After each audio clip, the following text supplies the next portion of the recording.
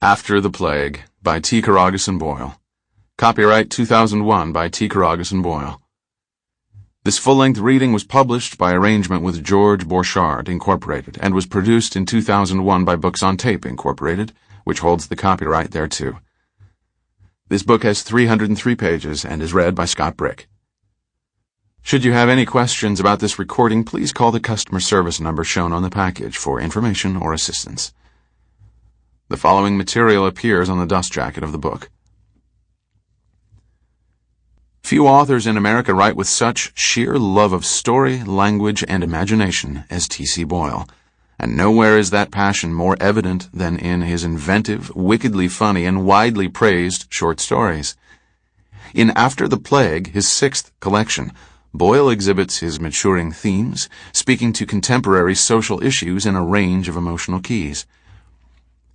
The 16 stories gathered here, 9 of which appeared in the New Yorker and 3 in the O. Henry Awards and Best American Stories volumes, display Boyle's astonishing range, as he rings his changes on everything from air rage, friendly skies, to abortion doctors, killing babies, to the tale of a 1920s Sicilian immigrant who constructs a multi-room underground mansion in a vain attempt to woo his sweetheart, the underground gardens. There are also naturalistic stories of quiet power and passion, including The Love of My Life, which deals with first love and its consequences, Rust, about an older couple's coming to grips with the end of their lives, and My Widow, a touching portrait of the writer's own possible future. The collection ends with the brilliant title story, a whimsical and imaginative vision of a disease-ravaged Earth and the few inheritors of a new Eden. After the Plague marks a storyteller at the very top of his form. There is plenty of joy and humor in this collection, as well as the dark, intense scenarios that Boyle's audience has come to love. Presented with characteristic wit and intelligence, these entertaining stories have their fingers firmly on the pulse of our times, and will delight readers in search of the latest news of the chaotic, disturbing, and achingly beautiful world in which we live. T. Carruthers and Boyle is the author of 6 short story collections, including his collected stories, T.C. Boyle Stories, and 8 novels, most recently A Friend of the Earth. His 1987 novel, World's End, was the recipient of the PEN/Faulkner Award, and the Tortilla Curtain won the Prix Médicis Étrangers in 1997 for the best novel published in France by a foreign writer. In 1999, Boyle received the PEN/Malamud Award for Excellence in Short Fiction. His stories appear regularly in magazines such as The New Yorker, Esquire, Granta, GQ, The Paris Review, and Playboy. Boyle lives near Santa Barbara, California. For Paul Slovak and Bettina Shrew. Language is like a cracked kettle on which we beat our tunes to dance to, while all the time we long to move the stars to pity. Gustave Flaubert, Madame Bovary. Termination dust. There were 107 of them, of all ages, shapes, and sizes, from 25 and 30-year-olds in dresses that looked like they were made of saran wrap to a couple of big-beamed older types in pantsuits who could have been somebody's mother. And I mean somebody grown, with a goatee beard and a job at McDonald's. I was there to meet them when they came off the plane from Los Angeles. I and Peter Merchant, whose travel agency had arranged the whole weekend in partnership with a Beverly Hills concern. And there were a couple other guys there, too.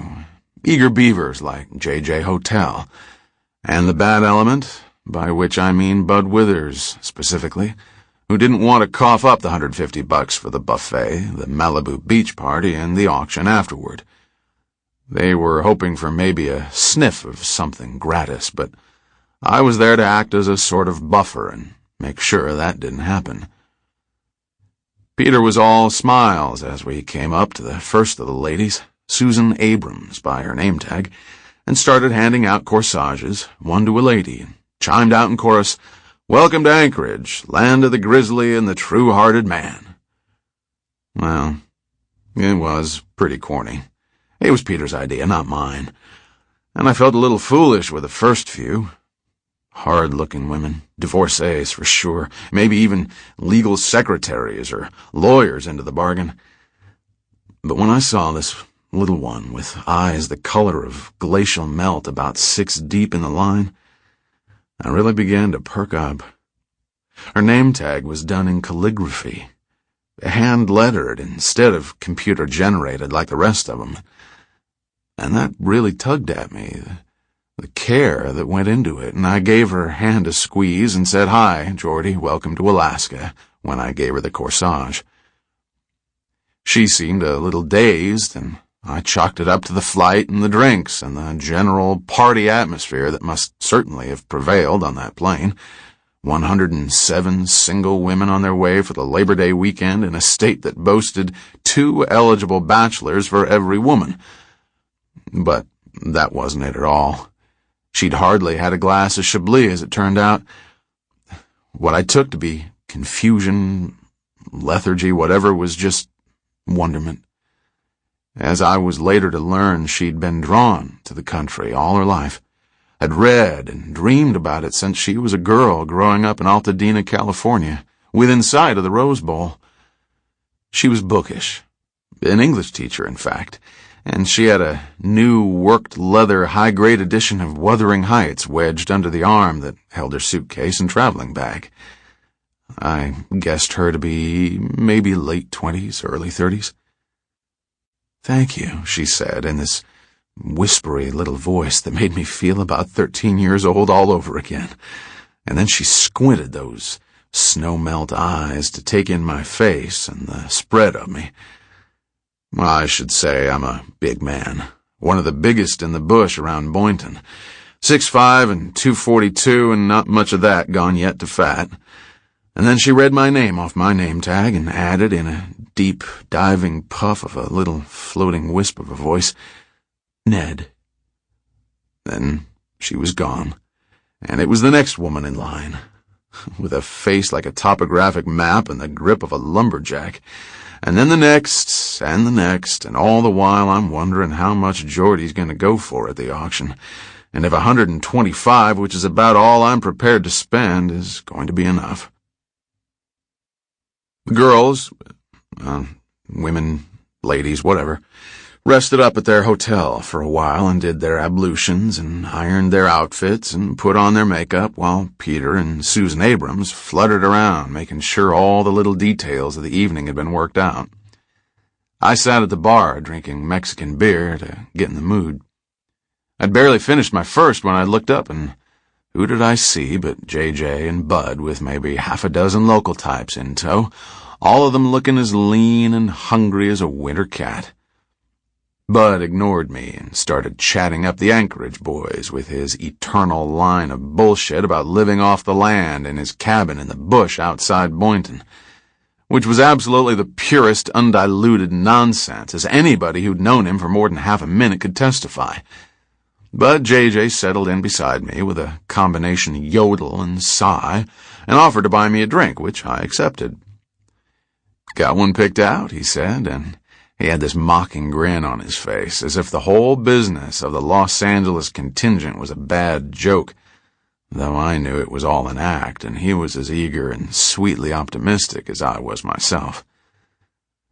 The image of 107 women in their underwear suddenly flashed through my mind, and then I pictured Geordie in a black brassiere and matching panties, and I blushed and ducked my head and tried on an awkward little smile.